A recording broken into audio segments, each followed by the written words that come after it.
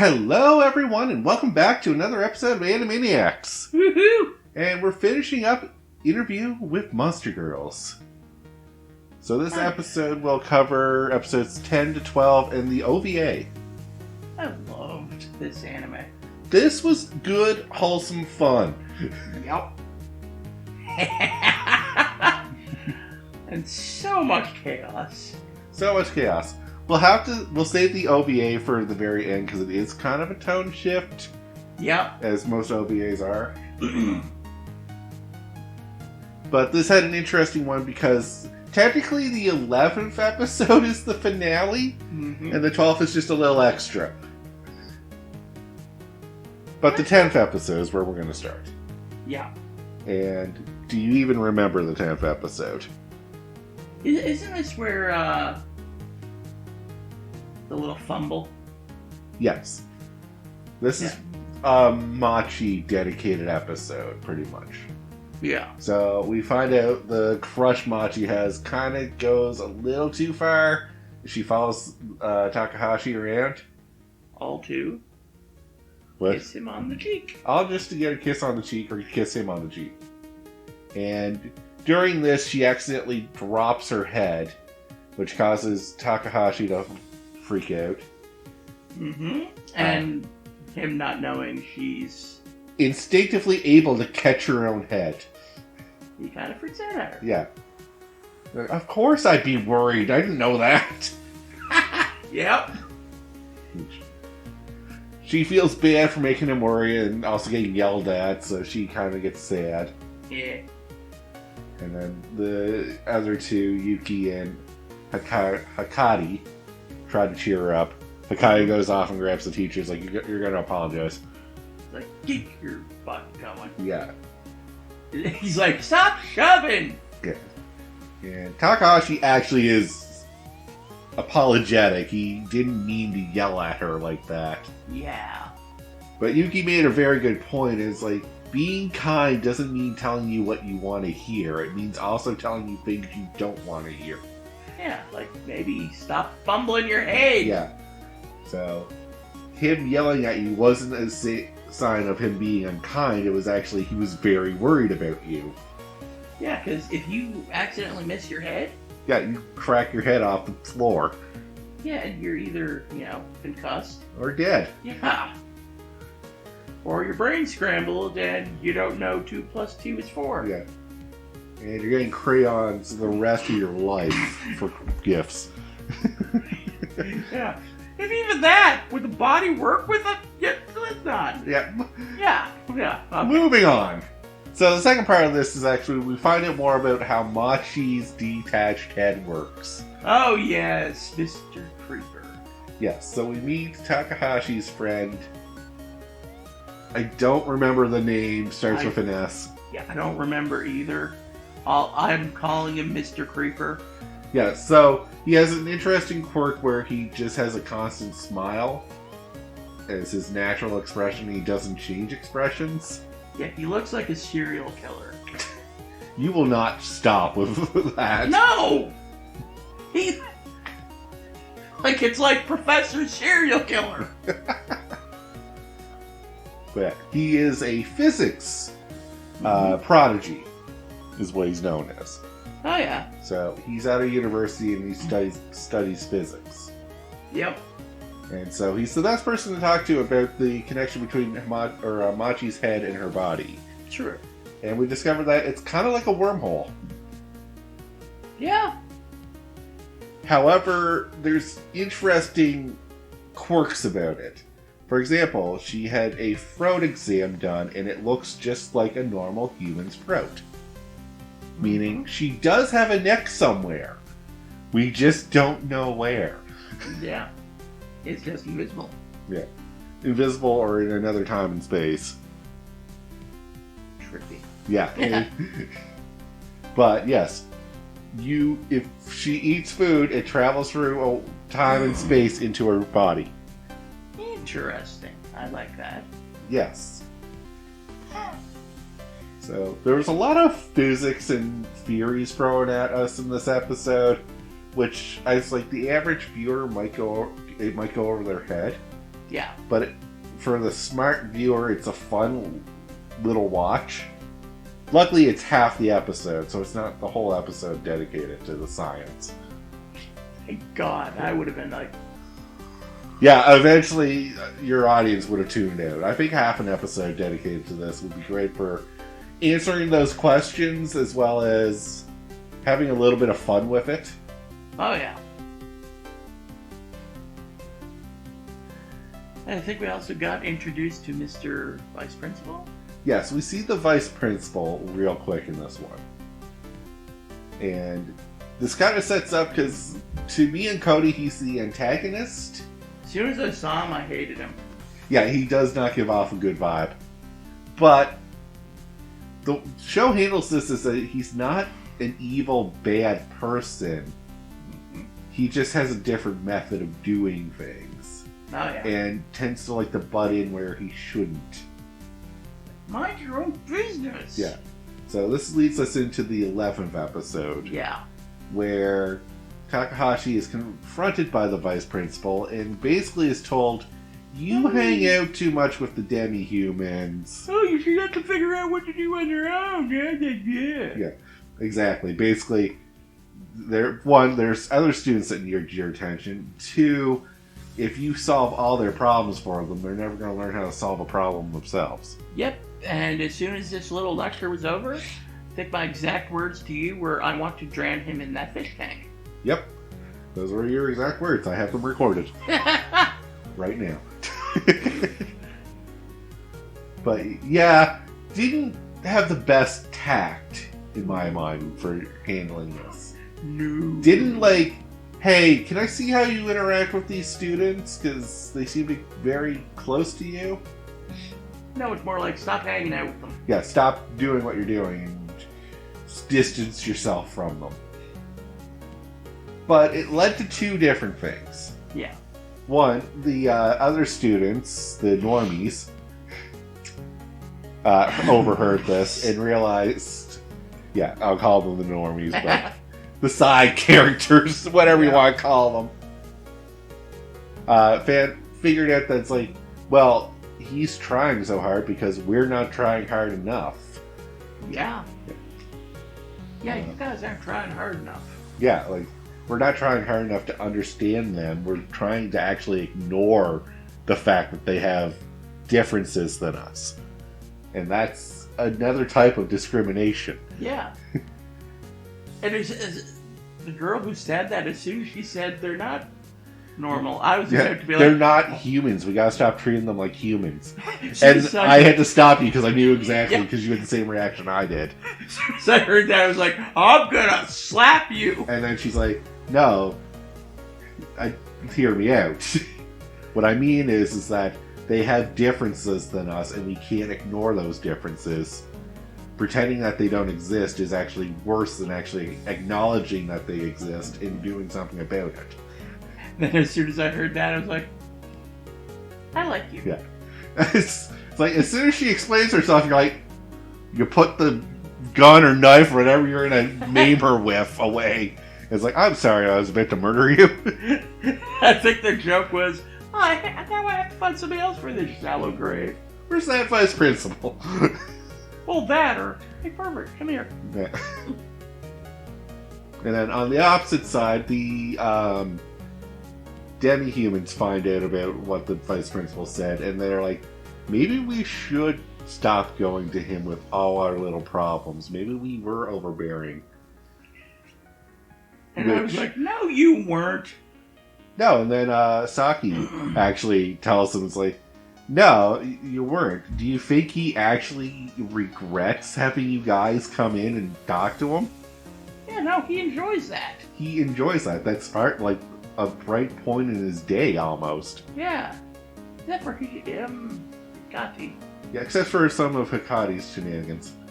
Yeah. And then, I don't remember what changes the vice principal's mind. He looks over across and sees all the other students hanging out with them, and... Okay, yes. But lastly, before we get to that conclusion, yeah, Hikari comes up with a great idea to cheer up Takahashi. Video message! A video message with interviews with all three, except for her.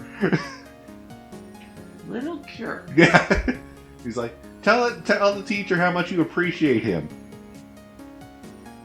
And they all do, and then she's like, That's the end of the video, bye! They're like, that's not fair! Yeah. Why do we have to embarrass ourselves? Yeah. But she actually goes off and meets him in person at the beach and explains, like, yeah, if it wasn't for you, we'd be all lost. Oh, yeah.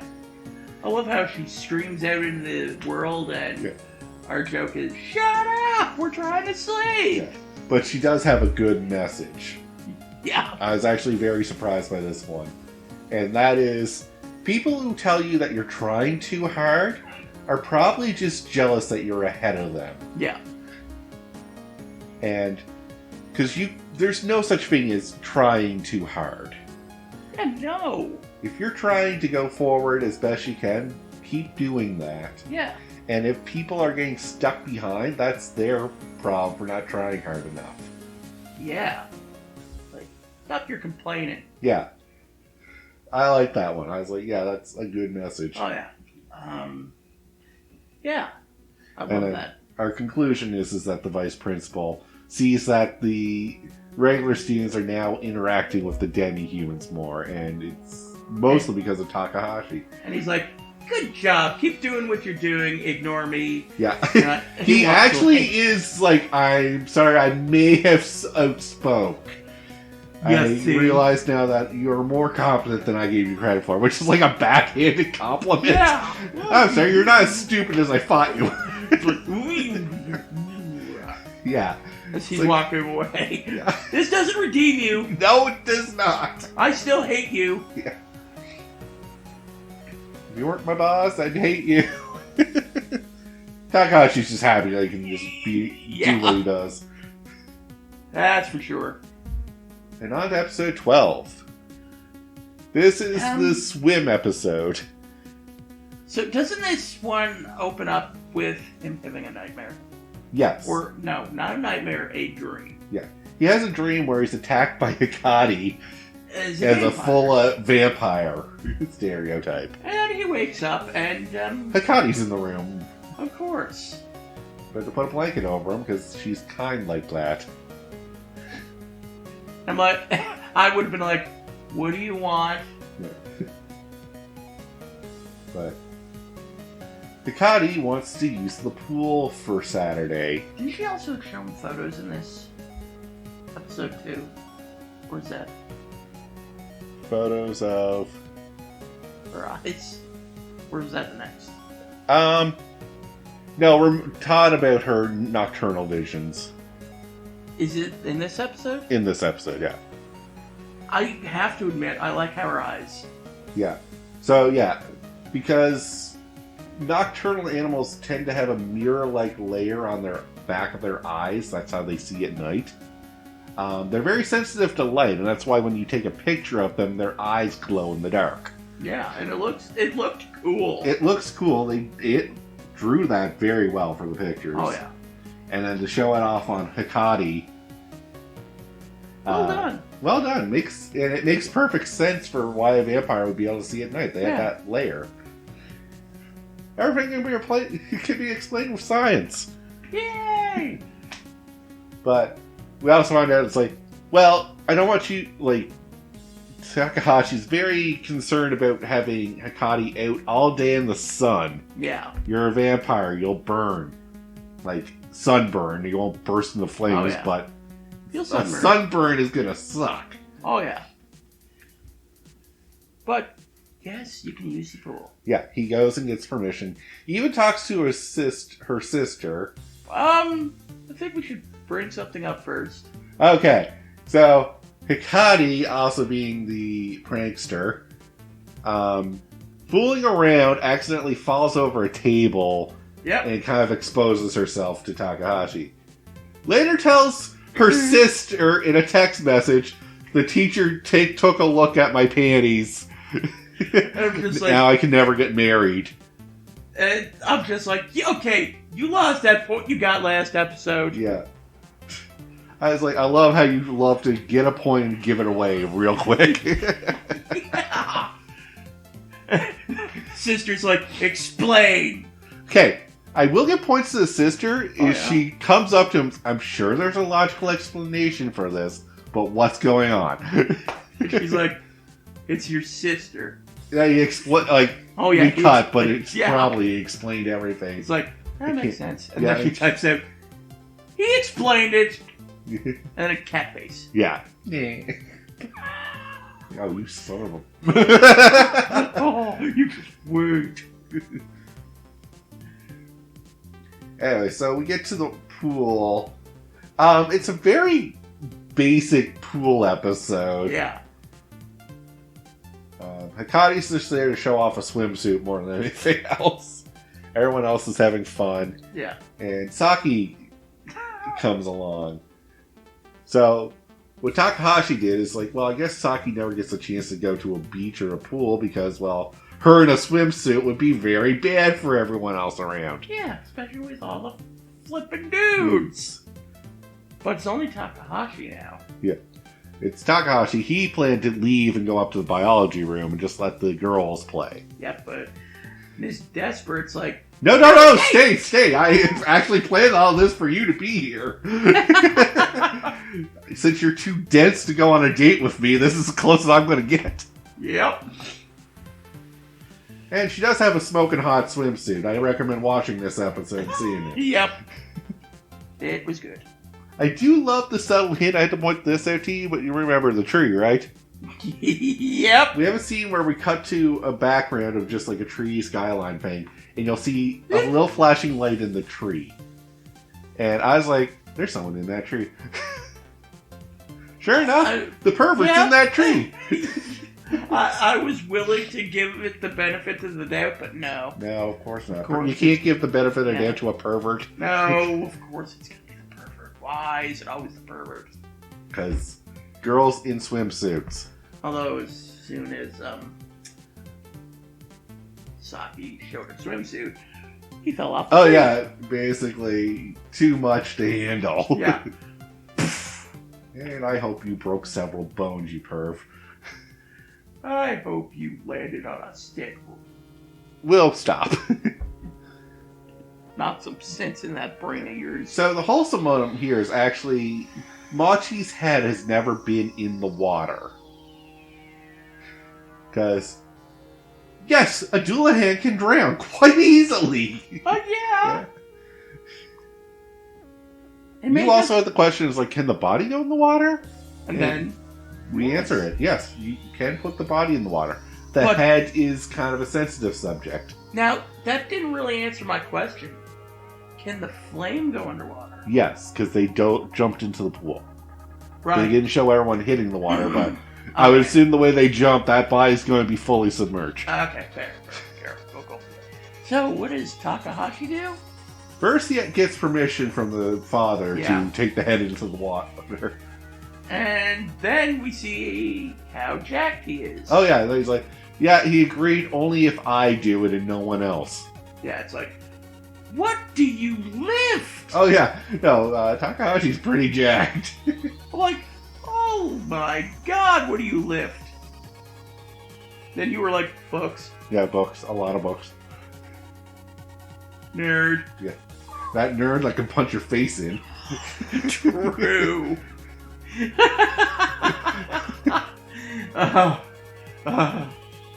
And then we get to the OVA now.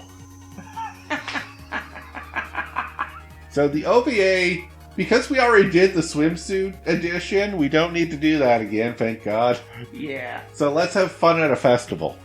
Oh, God.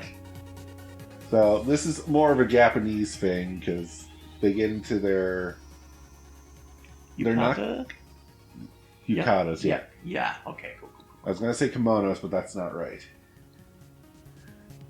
I'm surprised I remembered that. I know! Me too. But yeah, they get into their yukatas. And we see how much of a coward Mari is. Yeah. Oh my god. It's like, you're crushing my ribs! Yeah. So, Akadi's sister has fears of supernatural stuff. I know, it sounds a little odd when you're living with a vampire sister, but... Yeah. You also have to remember she's the younger one of the two. Oh, yeah. Well, yeah. Yeah. She always acts like the She more seems like the one. mature, older one, but she's actually the youngest. Wow. But yeah, like, And this is your first hint of where we're going with this story. As soon as I saw that, I was like, oh, I know what's going on. So, the whole festival is just seeing how, basically a reappearance of every character, because we have Chris and the detective. Oh yeah, Kurtz, sorry. God, I hate him. Luckily, Kurtz only shows up like a few times, not very significant. It's like, oh, I'm eating food because I'm a lazy. Sure. Yeah. You, sir, are a master of your craft.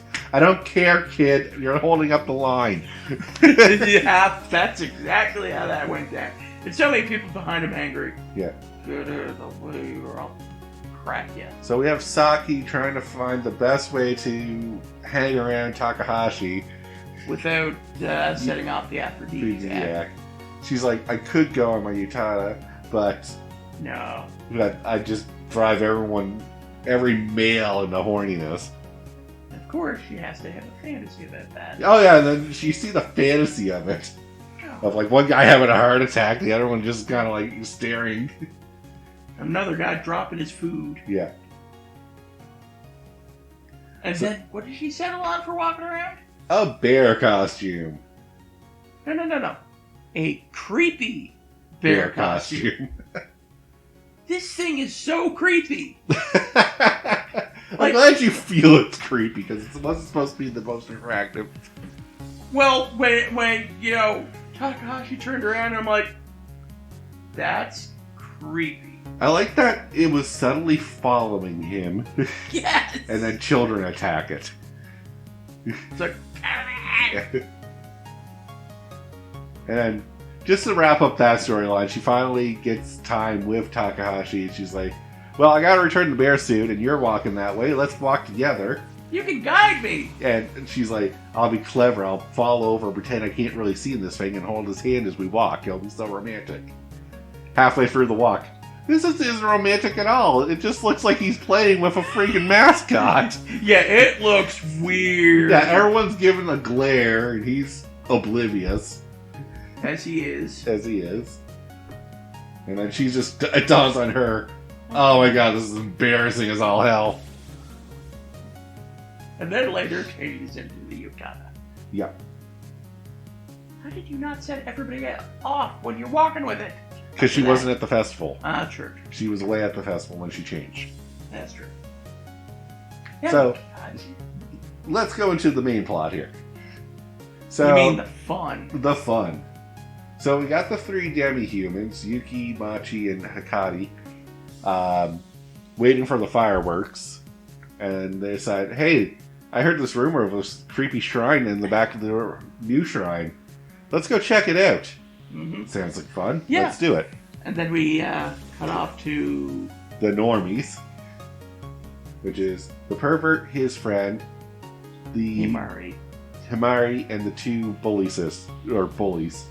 Former bullies. Former bullies at this time. They've redeemed themselves. Yeah. I just never caught their names. I didn't either, because they weren't worth She didn't redeem herself that much. You're not worth remembering. And the pervert's like, hey, yeah, I heard about this creepy shrine. This is a completely separate group, mind you, so we have two groups going to go into the woods. One group happens to be Monster Girls. Can you guess where this is going, boys and girls? I was like, oh, God. So, yes, they start freaking themselves out. And Himari looks behind her and sees his thing. Yeah, a ghost-like image. Which we'll get into at the very end. Yeah. So she starts panicking. And shrieks. Which the other group, the demi-humans here, and they're like, we should help in case that someone's in trouble. So they run off. accidentally Yuki falls and they leave her behind. And she starts crying. She starts getting crying and depressed and nervous. Yep. Which, of course, will trigger her cold abilities. Yep. So it makes icy fog in where the others are. Yep. Which is more of a telltale sign of a ghost around. Yeah. As the pervert's looking around, he notices a ghostly flame walking through the woods, which would be Machi's head, or flame from her body. Yeah. So what does he do?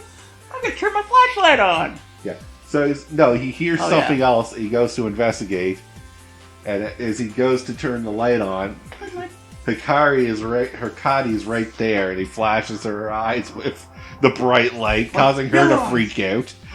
Yellow eyes. Yeah. And then she lets out like an ungodly scream. And they take off. Meanwhile, Yuki's upset. Connie's blinded. Screaming, somebody flash the light in my eyes! And Machi just like trying to pick the pieces up. You guys broke the vase and now Machi's trying to put it back together. Like, it's a fun OVA. Oh, yeah. And then they turn around and see a monster start knocking water balloons at it, and it's actually just Takashi. He's like, jerk. Stop that. Then he scolds them. Yeah. And then we have a fireworks show just to end it off. Yeah. And then the after credits scene, yeah. where we find out that there are invisible people exist in this world as a demi race. Wow. And that was what what was her name? Himari? Yeah, Himari. Yeah, saw in the woods. Yeah. So Takahashi starts feeling her face just to because they're like image. Because they're explaining, it's like, so have you ever actually seen yourself? It's like, oh yeah, actually, artists can do 3D printing of me, or feel my facial features to draw an image of me. So I have pictures if you want to see them. Nah, I want to do it myself. I'm a very hands-on guy, I guess. Yeah. And then he opens his eyes. Her face is right there. Yeah, he's got a full visual of her face because of how much feeling he did. Yeah. Which actually causes her to freak out because she's like, well, now I'm exposed, technically. You know what I look like. Yeah. And as an invisible person, I don't wear clothing because... Yeah. So, yeah. He's like, you're a jerk and a pervert. It's like... Well, you're the one running around naked. You're the one touching naked people. Yeah. Well, I touched her face. True. And she said he could. It's true. Technically. I don't know if there's a full... I don't think there's full-on consent. No, I don't think he ever said, you can touch my face. Yeah. I think it was a, sure, I guess. It's like... But yeah, that was a great anime. Yes. So that is the end of this. There is no more. So next week we'll be starting another anime. Woo! But until then, have a good one, guys. Peace out.